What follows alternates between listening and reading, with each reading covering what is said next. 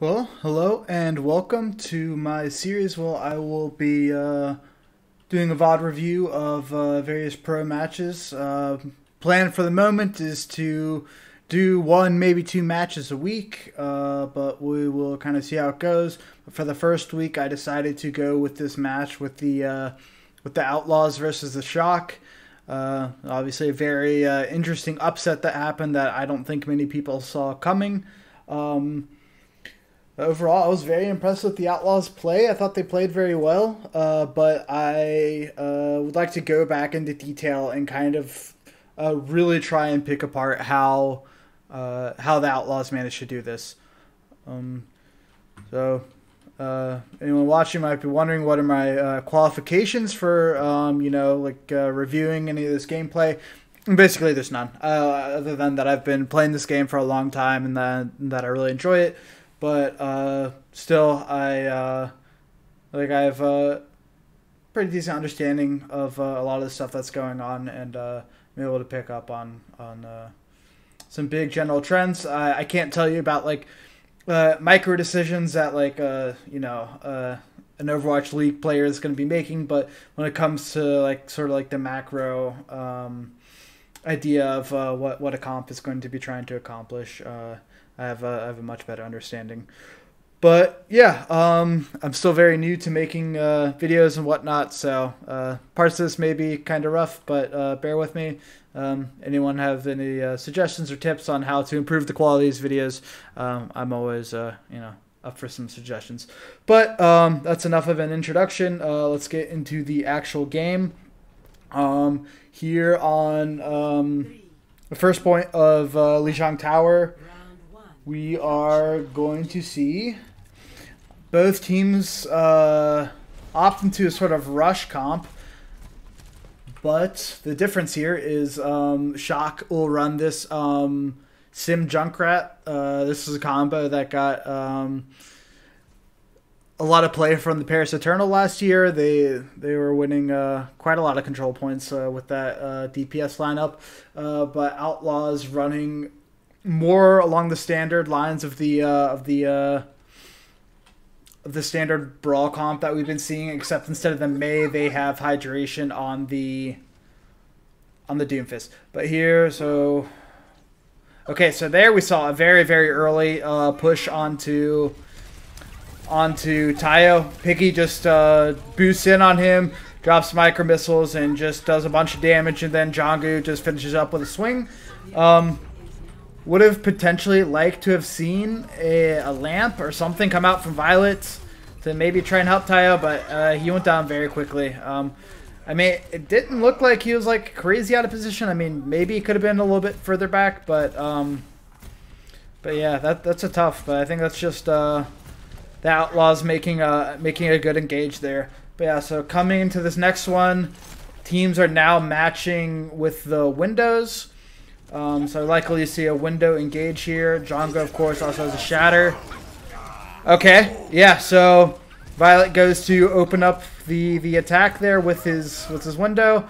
Crimzo just immediately matches it, and Jongo hits the shatter to clean up. So that's a massive, massive shatter. Jongo got a lot of praise, rightfully so, from this weekend, and those are the kind of plays that have a lot of people very excited about this rookie main tank. Yeah, so before this next fight starts off, I'm just going to say, I mean, so starting off, we've already seen two very, very big plays from the tanks. So the initial pick onto Tayo was completely the tanks. One side, Piggy just going in and getting him low, and then Jonggu finishing off with the hammer swing. And then the second fight is completely decided by Jonggu just hitting that massive shatter. Yeah, and so now Happy is going to kind of kick this fight off with the Deadeye. In general, in these compositions, you're going to see these Deadeyes and windows generally get used to try and just zone people away from areas, and either to buy yourself some space or to or to just kind of kick off the fight and create some pressure. So a lot of times you'll see Window and Deadeye being the main tools for creating space instead of it just purely being like, you know, main tank Ryan walk forward. So you're going to see a lot of zoning just being created by those two ultimates. So yeah, so here they're going to walk forward. Okay, FD God takes a very aggressive angle. And, okay, I'm actually going to need to watch that back. If Super... Why he dropped his shield there, if that got broken or what that was. But yeah, FD God takes a very interesting look there. Oh, wow. Okay, yeah, Super just kind of dropped his shield. I don't know if he was thinking that the that Choi was just going to eat it or what exactly that was, but yeah, either way, Happy ends up getting the 2K. It's quite nice. Not too often you see people, people getting the actual kills with Deadeye.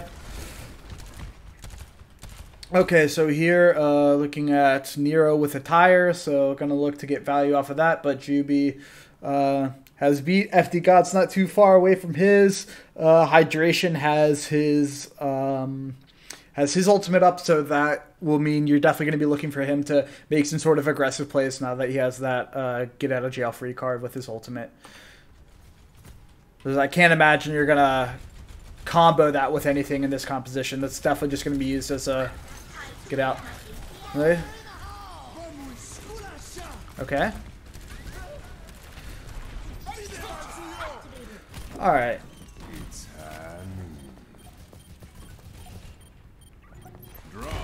Okay, so I'm going to go back to the beginning of this fight. I really like the way the Outlaws start this fight off. So they time it really well with both Hydration and Jonggu moving forward at the same time and engaging at the same moment. So yeah, you see it really everyone moving in at the same time. They force out the, I mean, you can see Violet's lamp has gotten forced out. But the tire is going to force the beat to come out.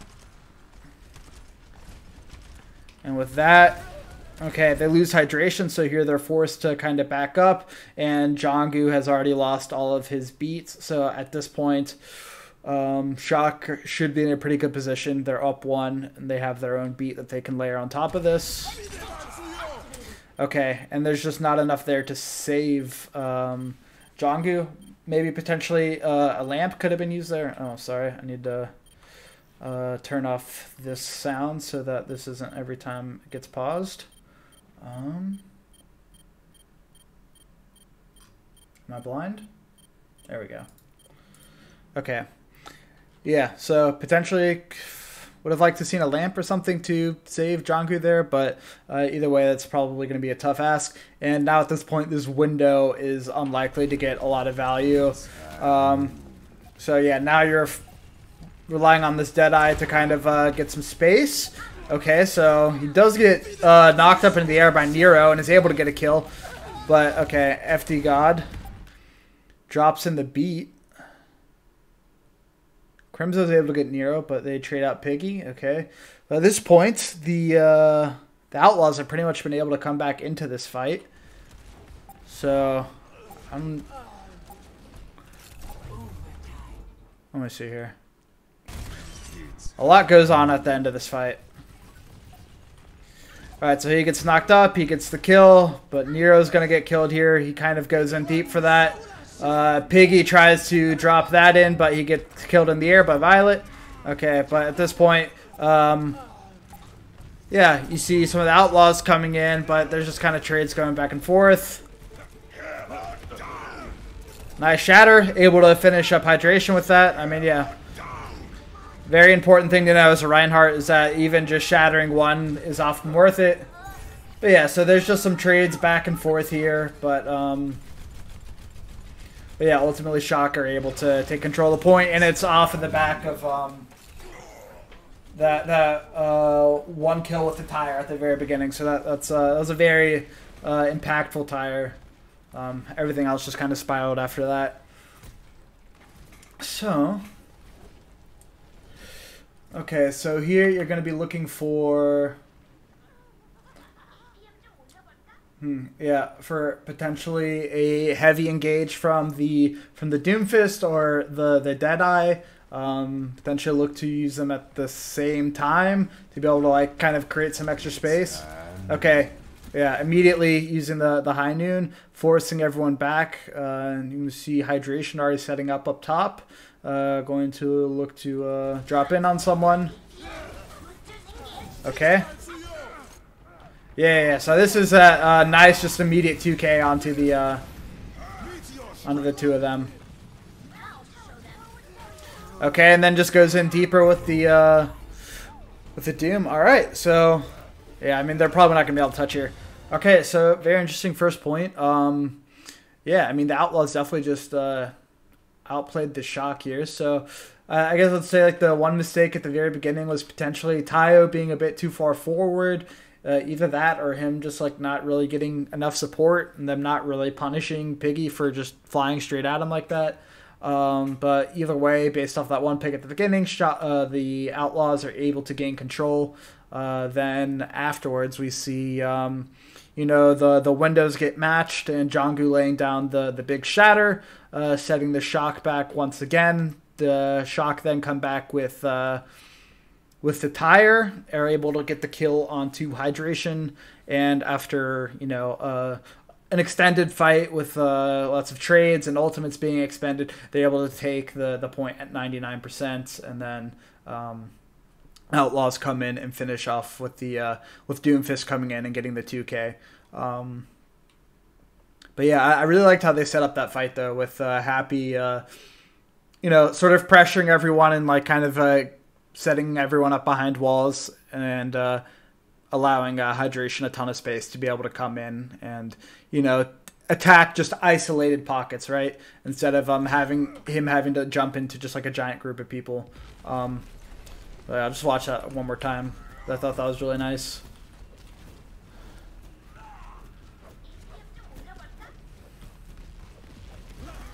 Okay, yeah, so you see the High Noon.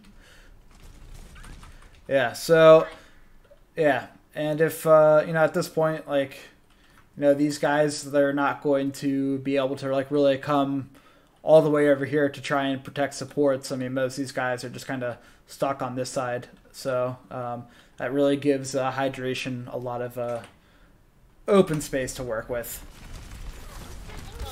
So yeah, very nice. All right, so let's go on to the second point now, though. Ready for battle.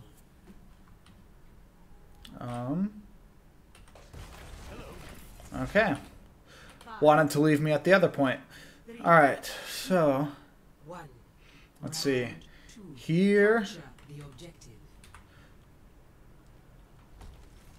Okay, so we are now seeing the May sim comps come out from both teams. The difference here, though, is that the Outlaws are going to be running Piggy on the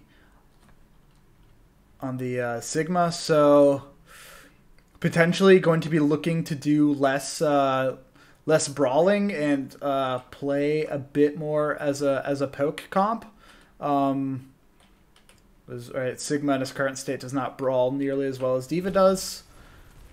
So just gonna fight over this kind of central pillar here. Okay. Tayo again. Alright. First of all, I need to change it so it doesn't go back so far every single time.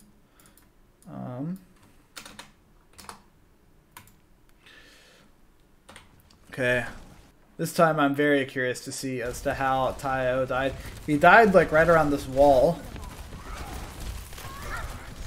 Okay, that's unfortunate. So it's just right as he happens to be, so he just tries to squeeze through this gap, and right as he comes through this gap, he just gets instantly deleted. So that's, honestly, I think that's just kind of unlucky. Yeah, I mean, I guess like the first knee-jerk reaction is Tayo dies first on two, control points in a row. Tayo sucks, but I don't really know if that's the case. I think the first death was a little bit more questionable. You know, potentially should have been playing a little bit further back, but I think this is just unlucky, and also just kind of the case of I think Dante just gets the better wall here, forcing a better position. Yeah. Yeah, and so yeah, basically off the back of that, Super also takes a lot of damage thanks to, you know, them having the better wall placement in here. This is just all going to be cleanup. Okay. But this is a very quick fight, so you're not really seeing much in the way of ultimates. Violet will still be able to build up a Matrix very quickly. So, going to come in here on the point to watch this. Likely going to see... Okay, that wall doesn't really do much. Okay, so they use the window, don't really get anything out of it. Nero's wall is also pretty awkward. Okay, and here the Outlaws re-engage with their own window. Okay. Okay, and then this flux is going to be huge. FD God 10% away from a beat. That would have been their one chance to try and do that. But I really liked how the Outlaws played that, right? So, so basically what you're going to see is the shot come in, drop a window to try and create space.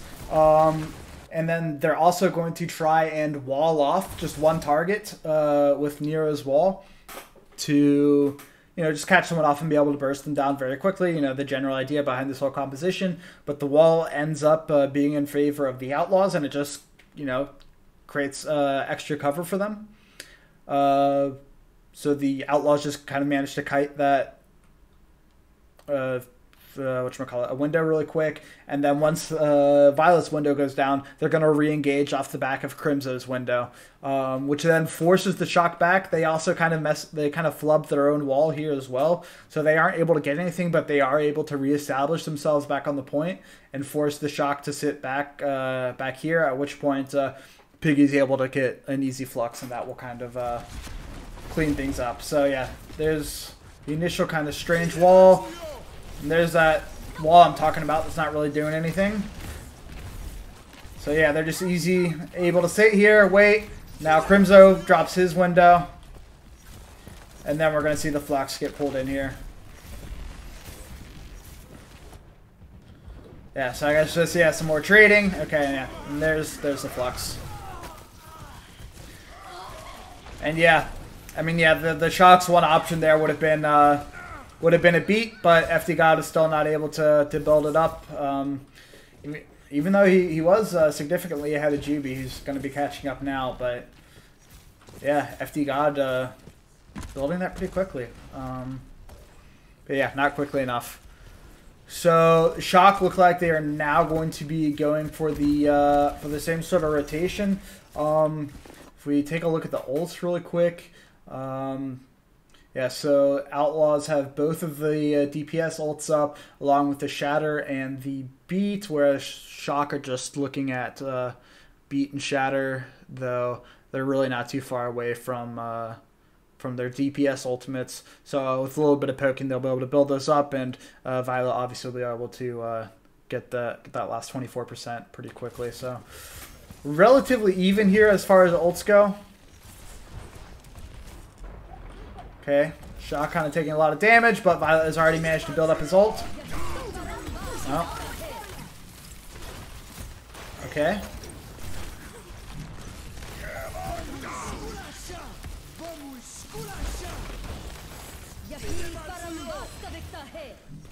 Alright, so this is a similar fight to the last one, except with more ultimates.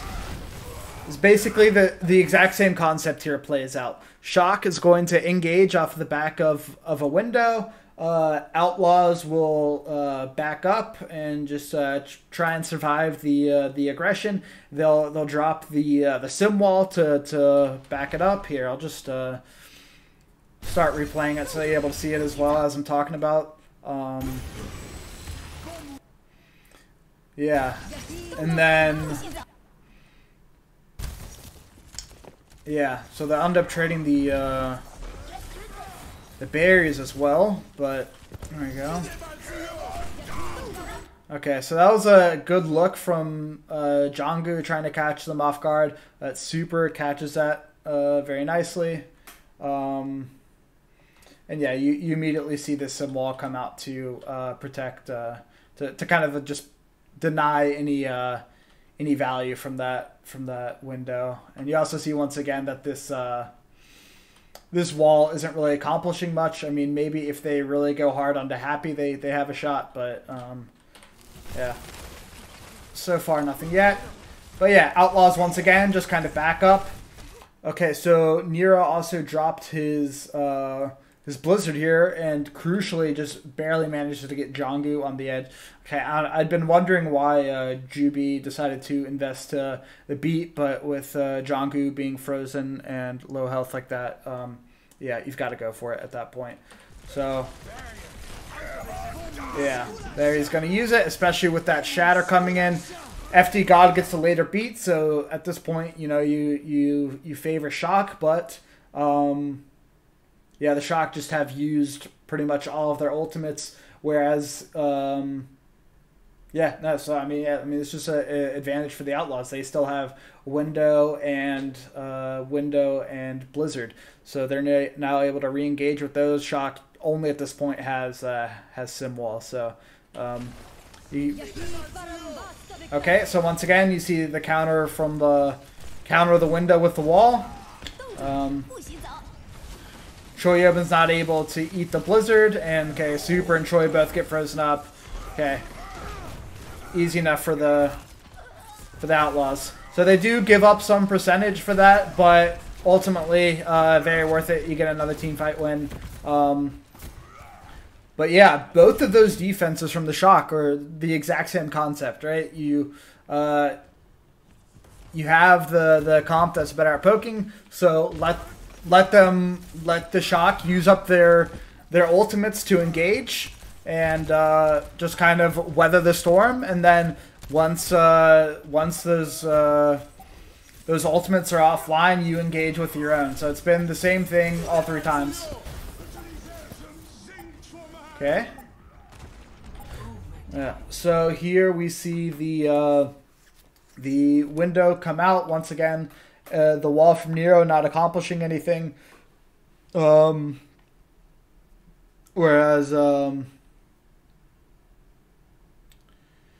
I may have been messing up and saying that Dante's been playing the Mei the whole time. I hope I haven't been saying Dante instead of Hydration. But yeah, Hydration's Mei puts the wall on the window, even though that gets broken up pretty quickly, and then you see the Gravitic Flux come in, which just really stymies the aggression that the Shock are able to have there. Jangu takes a lot of damage. That's just a bit too slow with the drone there. So it looks like the Outlaws are just trying to delay here a little bit. And yeah, here they come back with the huge pick from Crimzo right there. Huge pick. Okay, once again, all right. So broken record at this point. Same concept as the first two fights. The Shocks engage with the window. This time they do manage to get a pick onto Jangu. But the Outlaws are still able to just kind of hang out here on the point long enough, and you know, because they've had so much control over the point this whole time, that they're able to just sit back there, let the Shock control it for a little bit, wait for their main tank to come back in, and then they're good to go. And also, Crimzo just crucially gets this kill onto Tayo, I believe. Yeah. Crazy. So they do get hydration. And they decide to invest the beat here. But Jangu is just going to come back with a massive shatter, and you know, for the meantime, they do have this sim wall to kind of keep them safe. Beautiful. And I mean, yeah, shatter like that just wins the game. So yeah, Outlaws just played that incredibly well. Just a very, very disciplined game of yeah, knowing when to back up and knowing when to move back in. So yeah, that was a very impressive first match for the Outlaws. Like I said, I am planning on doing a video for each of the 6 maps here. I feel like it's just a little bit easier to kind of break it up like that as opposed to just doing one giant video with everything. But yeah, you know, let me know if you enjoyed this, if there's anything you would like me to do differently, if there's anything that'd be like more insightful or whatever. Obviously, I'm still very new at this, especially I know with the camera work, I need to get better. I don't have a controller at the moment, so I'm doing it on mouse and keyboards, and so it's probably still a little bit janky. But yeah, like I said, if you enjoy it, let me know. If not, let me know what I could do better. But it was fun recording this, and I hope you enjoy. But yeah, look out for the next video. Peace.